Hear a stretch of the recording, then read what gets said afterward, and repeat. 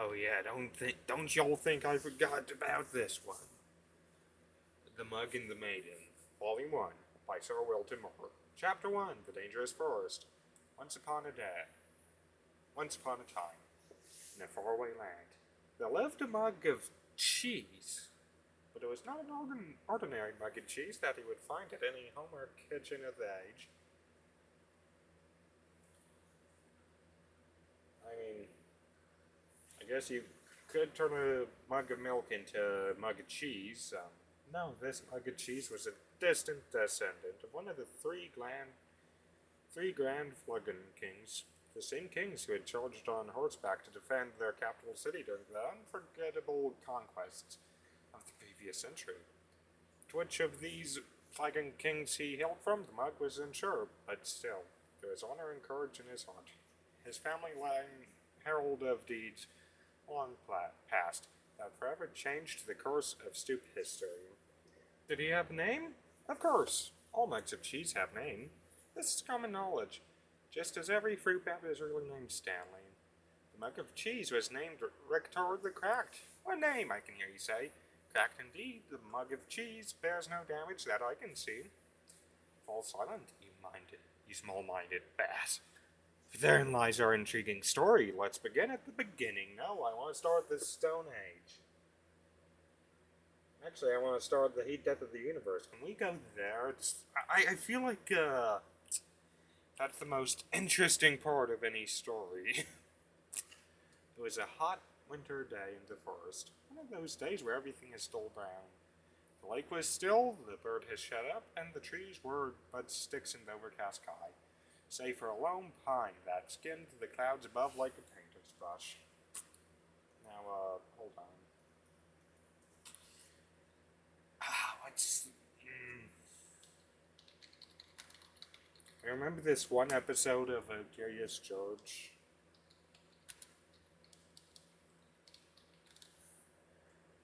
Um...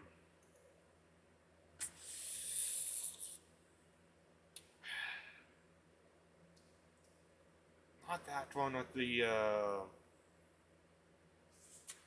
I think I found it. Yeah, so,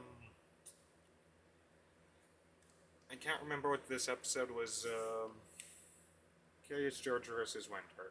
Episode 60 of Season 1. Actually, not gonna lie, but yeah, for some reason, this episode always just made me... It was really weird to watch. I think it's because it looked a lot like fall. Like, typically around where I live during the winter, I don't know why this... I think it's because there's not enough snow sludge, where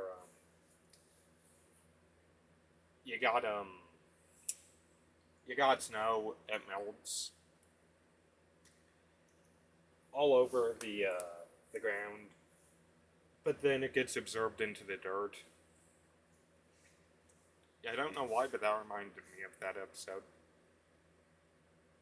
The lake was still, the birds had shut up, and the trees were but sticks in the overcast sky, save for a lone pine that skimmed the clouds above like a painter's brush. It was on this day that Mr. Double Mouse was in a hurry. He'd just been named as Foreman of the Year by the Society Brethren that lived under the old church, and it was customary for the honoree to bring fine port wine cheese to the ceremony. There were only hours to locate some of the precious cuisine. Fortunately, Mr. Double Mouse knew exactly where to find it. The dark cellar below the governor's castle. Unfortunately, as he approached the loose plank of wood on the old wall, he failed to realize that the heavy rain that had come through during the night had passed moisture into the planks, making it heavier than usual. Thus, when he pushed the plank with all his might, it left it just enough to push his body only halfway through. But his strength just couldn't contend with the weight of the plank, and his arms failed. The plank snapped back down, crushing him flat. After all, this story is not about Mr. Double Mouse. Already forgotten the mug of cheese already. I can see how you might connect the two. Mr. Double Mouse was, after all, looking for cheese, and we were talking about a mug of cheese just before. Sadly, I must inform you there is no relation between record the cracked and throw it into his now nothing more but smooshed guts inside the wall. You know, for being in a world of cartoon logic, just have a quick little cutaway. Mr. Double Mouse will be back. Except that there is. For it was the death of Mr. Double Mouse that started all the trouble. You see, when things die, they tend to smell, and that's just what Mr. Double Mouse did. That's not all. His body, pinned between the outside and inside of the wood wall, made a perfect passage for the hot winter wind. The wind, therefore, carried the stench of his decaying mouse carcass deeper into the governor's home. Like a snaking, twisting wisp of terror, the smell settled into a little tavern near the courtyard of the castle. So at first, I assumed that the governor was going to be a mouse as well, but so far it sounds like the governor's an actual person, and I guess we're going to see that. Here, soldiers would spend many long hours when there was no bloodlust to soothe with battle. Strong ales and meats filled the menu from back to front as this rustic, medieval greasy spoon. Mostly, the customers came to look upon the barmaiden, Maxine, who was actually named Rita. Rita was by far the best-looking creature in all of the governor's country. There was a beautiful dear woman just over the hill, but one knew that.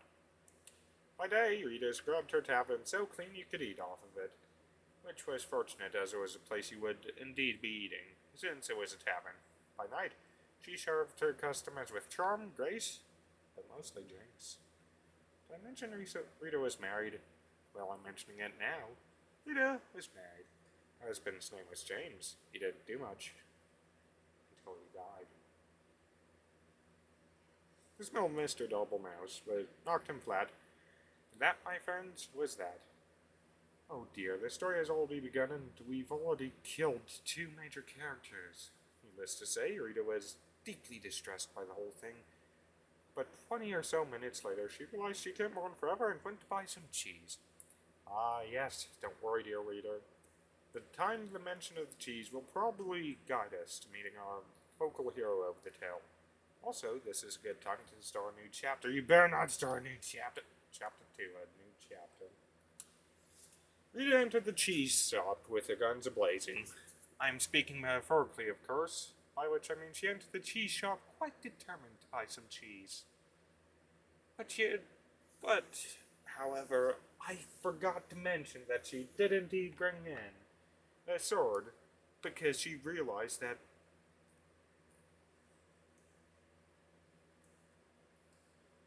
guns is blazing. That's so. Are there guns in I can't remember if there's guns in this game, but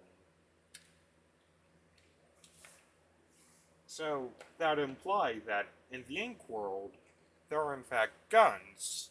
It's just that no one's got any, so that's why everyone's fighting with gent pipes.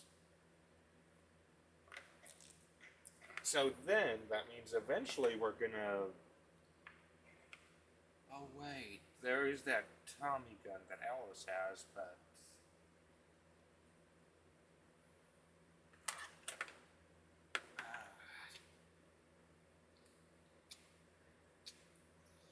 So could the Tommy gun be it? Okay, wow, I went from cheese to talking about guns in a game all about animation come to life. That was because, just the night before, as her husband James was taking notes of a weird smell in the room, she had invented a delicious new concoction, a cheddar cider. It was sure to be a hit with her patrons. After all, the governor's country only had 2 exports, cheese and grapes, and she couldn't possibly make a drink from a grape. But back to the cheese shop scene. Gotta be honest, she's onto something there. Cheese whiz, I'd argue, is technically almost liquid cheese. So this just gave me a terrible idea I'm totally gonna have to go through with. But back to the cheese shop scene. Rita knocked on the counter loudly with her fists, causing the nearby cat to do absolutely nothing, as cats do. From behind the wall, she heard a stir as someone was crashing through piles of cheese to make their way towards her. Emerging gloriously from torn yellow curtains, an old man came into view. He was giant in stature with a long, long grey beard. Bobbing long and stuck within his beard were all manners of cheese crumbs and wedges, wrapped tightly within his hairs. But yet he held even more cheeses on ropes pulled across his chest, with loops of provolone linked like sausages over one shoulder. His eyes were big, and his ears were bigger still. A smile of kindness erupted from his face as he locked eyes with Rita. My, the Kurds are kind to me this hour. Hello and welcome, he bellowed. Rita bowed low and promptly began to cry. The shop owner looked at her perplexed. What did I say wrong? The barmaiden sniffed and snooted and finally answered. Please forgive me, for my husband has died and I'm out of Swiss. I'm going to pause now in the story to ask myself why Mr. Darble Mouse went to the cellar of the governor's house for cheese if there was a cheese shop nearby. I think it's best if we overlook the glaring problem in this plot, don't we? Now back to the story at hand. Now, hold on, hear me on this one. So, the cheese shop might sell cheese, but they probably go to cheese fast enough that they don't have truly finely aged, cheddar. Or, whatever that cheese that he was going to bring was called. But the governor's house, at least you're a rich person, and that cheese has probably gone through at least 3 generations. It's probably aged. It's worth the risk of creating your own mousetrap. Rita purchased a large amount of cheese from the shop owner. She bought cheese wheels and cheese melts and cheese slices. She bought cheese whistles and cheese bread. She bought cheese paper and cheese sandwiches. She bought so much cheese, in fact, that she had lost track of all she had obtained, and just dumped the fromage into a large burlap sack for the journey returning to the tavern. Goodbye, Rita, the shop owner called as he waved farewell. Goodbye, Daniel, she called back. His name was Murray, by the way. No one remembers Murray's name. We've been trying to get people to remember his name, but people just don't seem to care. R.I.P. Really sad for Murray. Overburned and by her choosers, Rita made her way home, following the main road into the castle. But, as it always happens, the road was now under repair. A man with a skinny mule was plowing up the dirt, so that he could put down new cobblestone. Four of his associates were standing by, watching him. The job would only take a few years to finish, but Rita was in a hurry, so she followed the detour sign that told her to take a different road to her left. Unfortunately, no one could read in the governor's country, so she went right instead. This mishap took her deep into the forest, where absolutely nothing of interest happened. Okay, that's why you always gotta have a coin with you, right? See, like this absolutely, oh damn.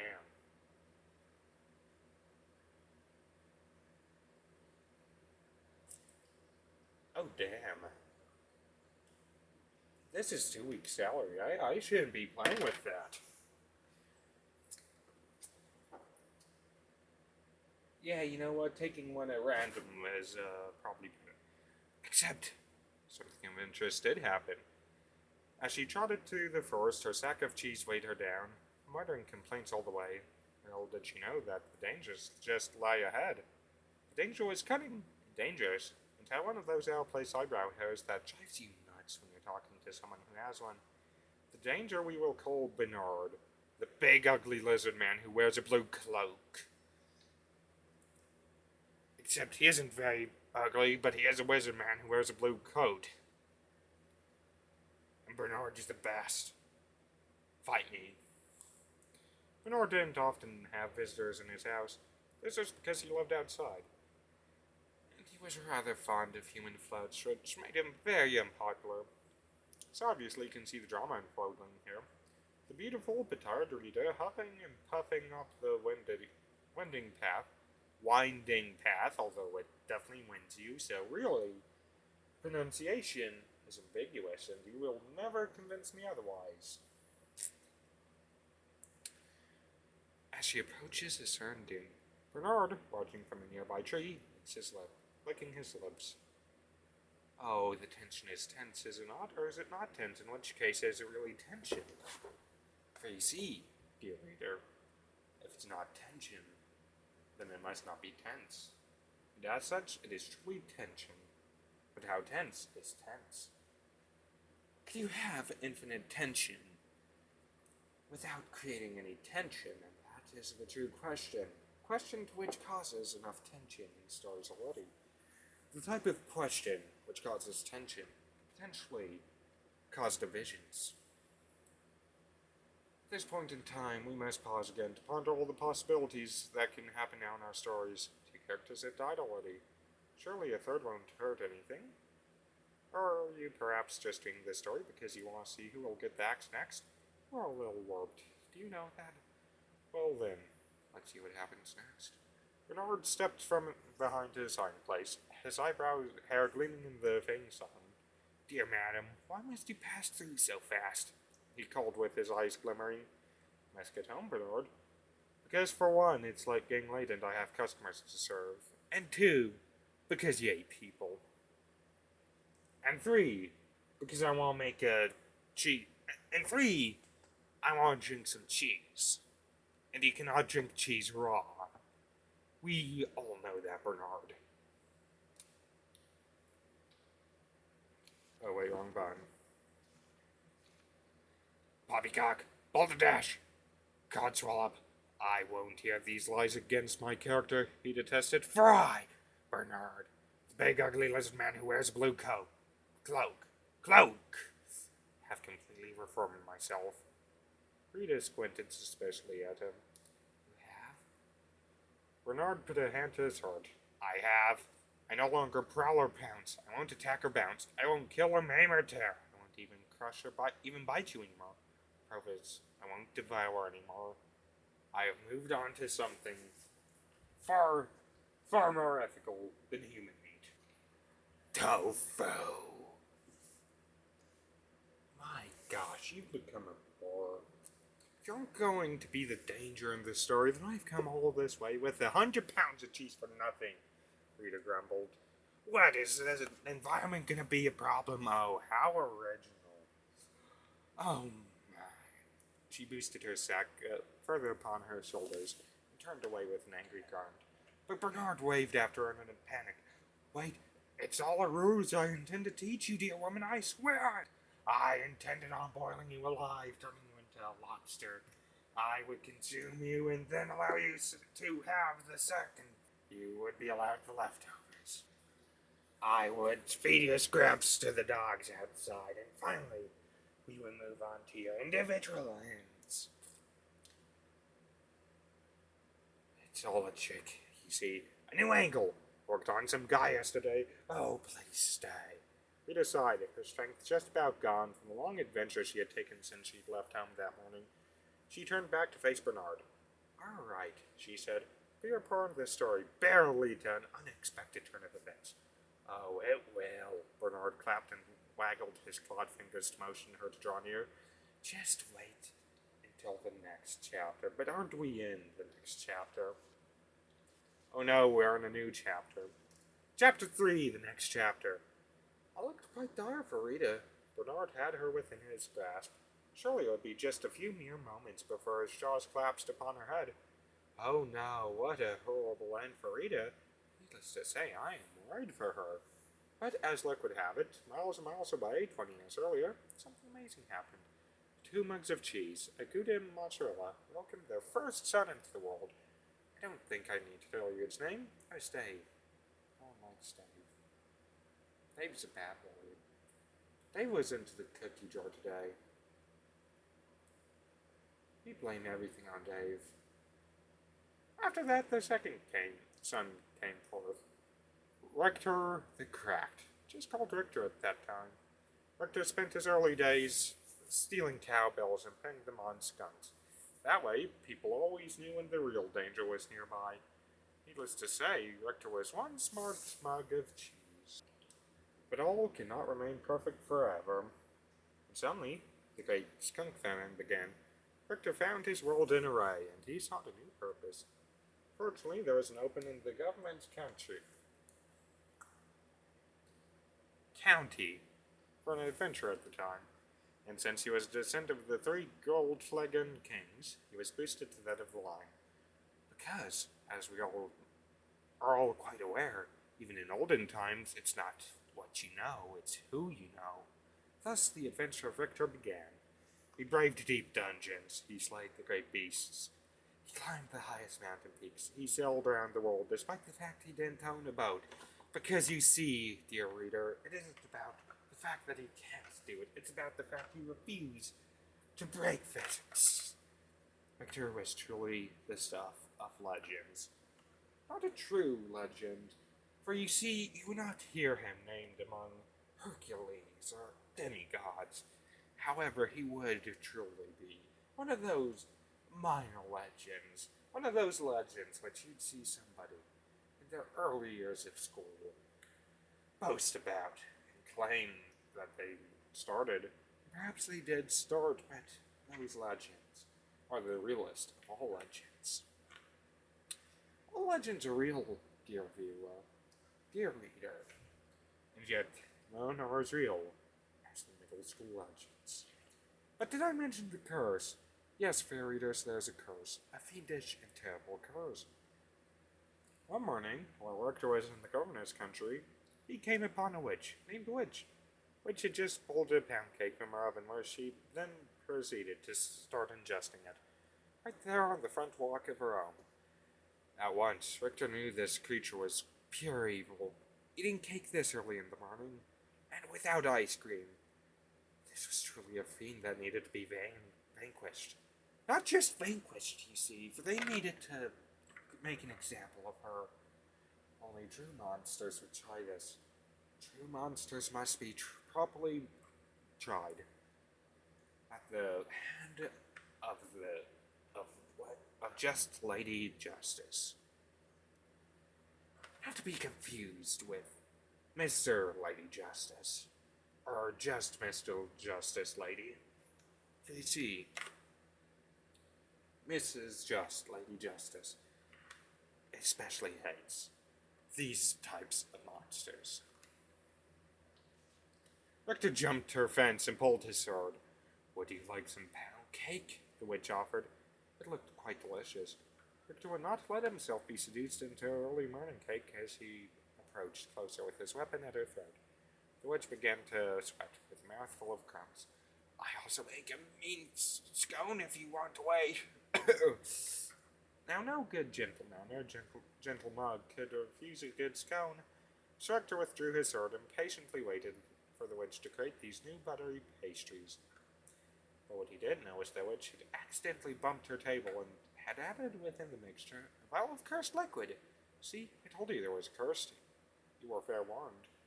The moment Richter ate some of the scone, he fell into a deep sleep.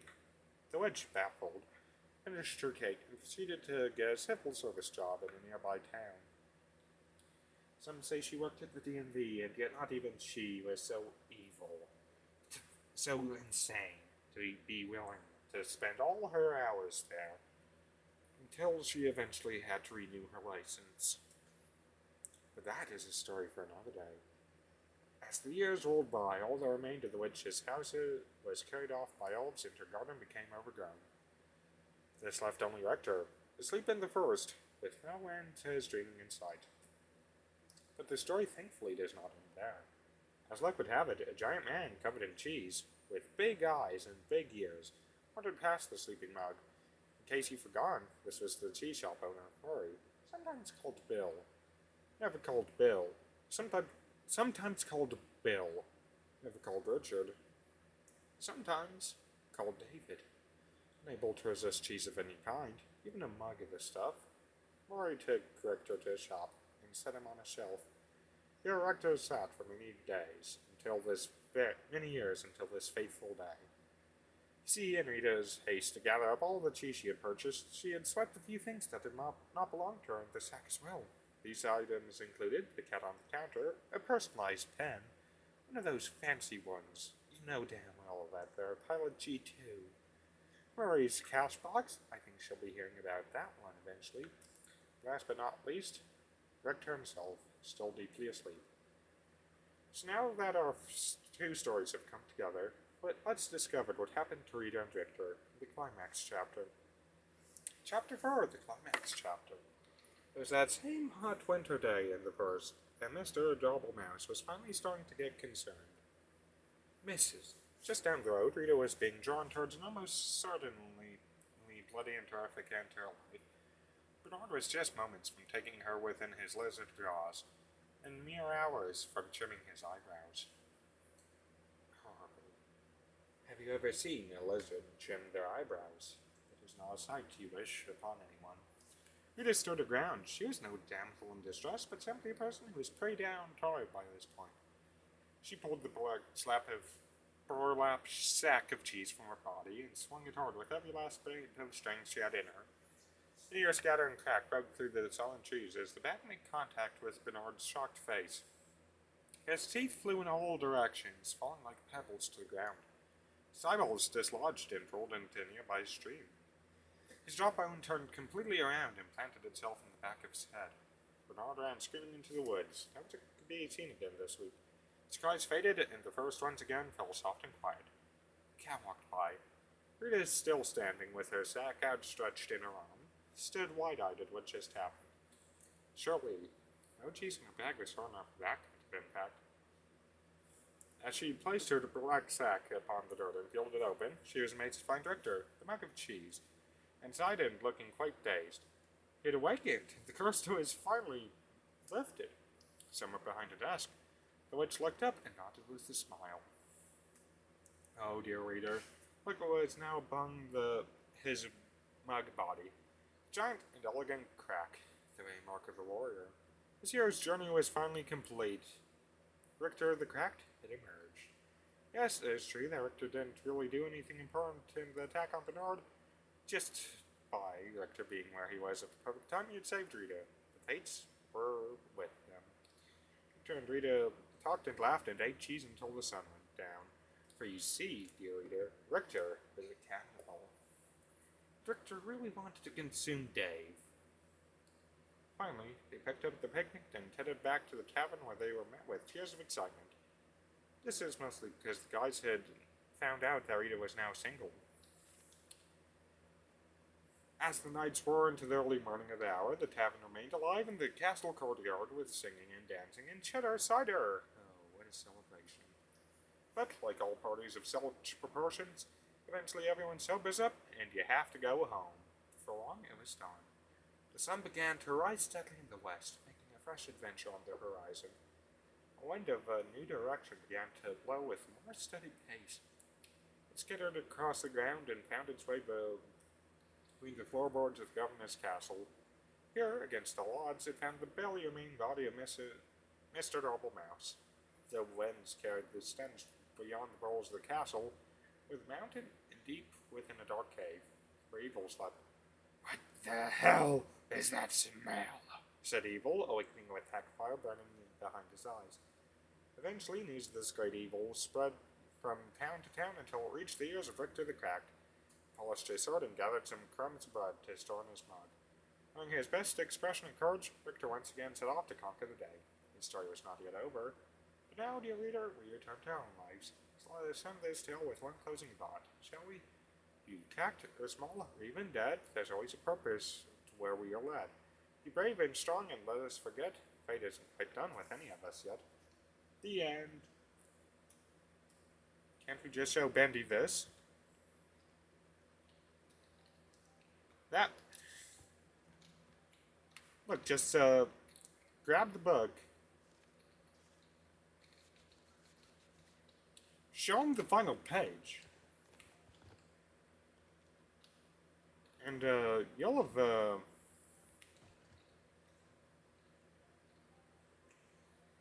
drug dealer, normal. Dealer, normal. Dealer, normal.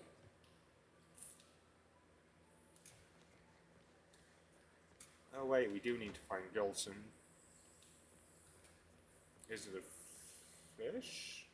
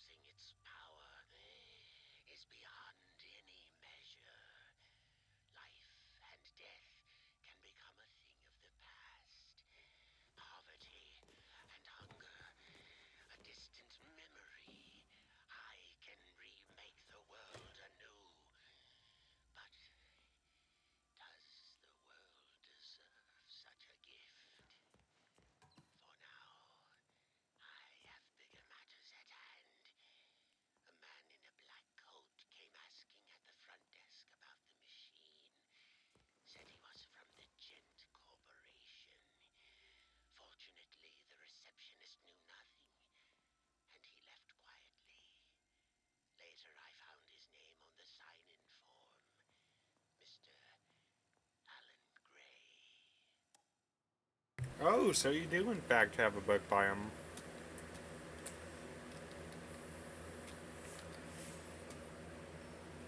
Oh wait, we haven't touched the pause menu yet.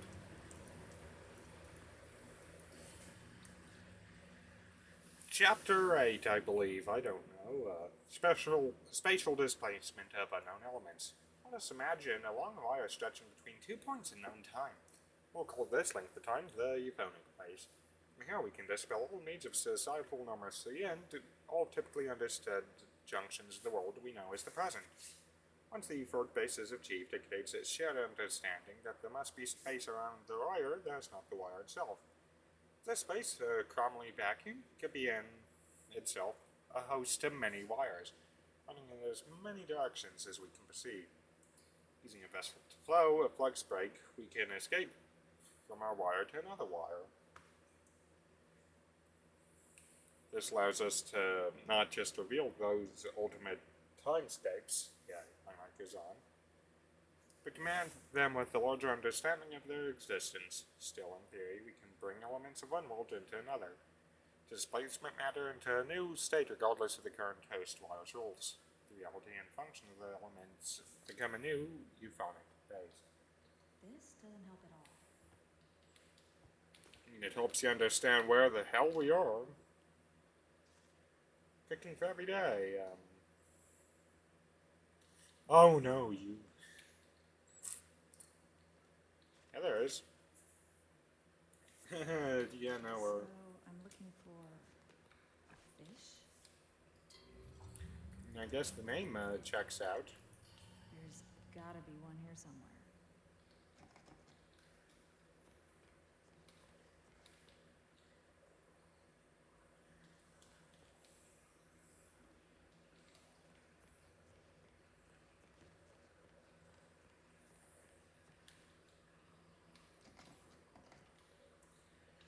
The laboratory, I guess that's maybe Wilson's.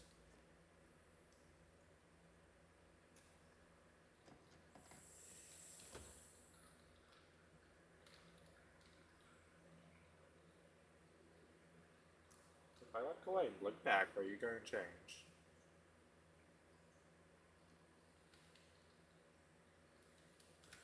Yeah, do you or not? Now that's a fish. Sorry, buddy. He's too fast.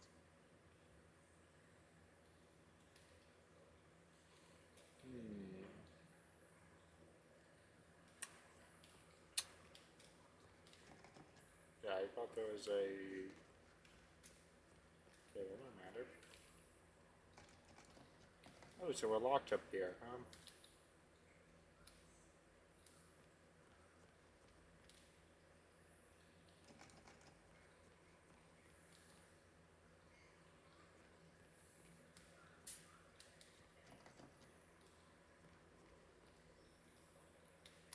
I think we need some way to shock you. If only we could get the Gilson, so we could put together the sleep powder to get the. Is this sleep powder? Sleep draft. Okay, if only we could get the Gilson, so we could put together the sleep draft, so we could feed it to the Gilson, so it falls asleep.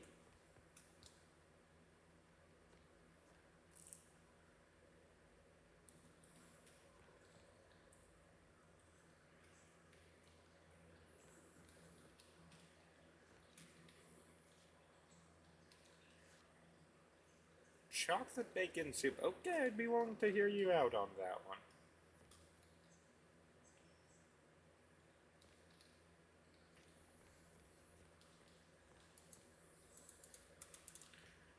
Hold on, so,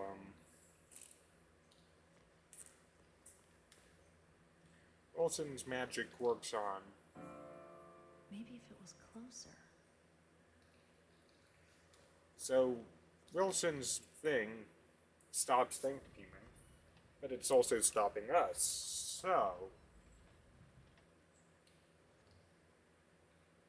That did it. Looks like the fish is asleep. sorry, buddy. Gotcha. You can't get away stinker. Hello. I forgot You the didn't house see again, that. didn't I? And there's some already ground up in the kitchen too. I'll bring it up to your room straight away, shall I? Oh, and maybe you could put Harold back in his tank. He does so hate the dry air. So,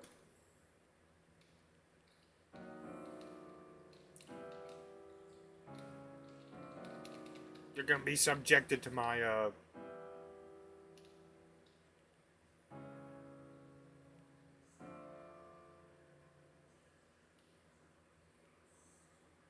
so,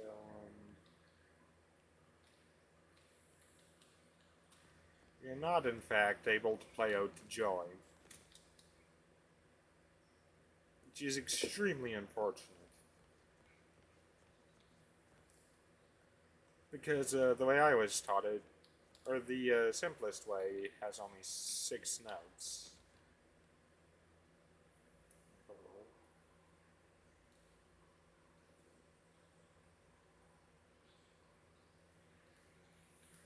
Five notes?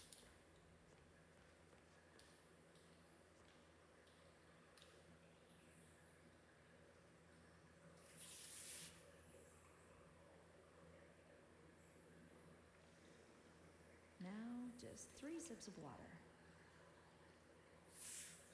Do you already take the sleeping draft, or do you...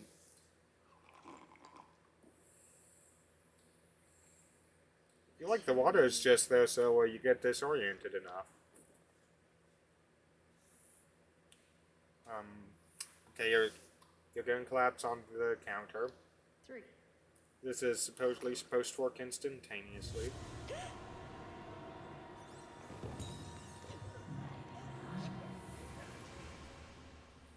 Okay, that's sleep paralysis. You're experiencing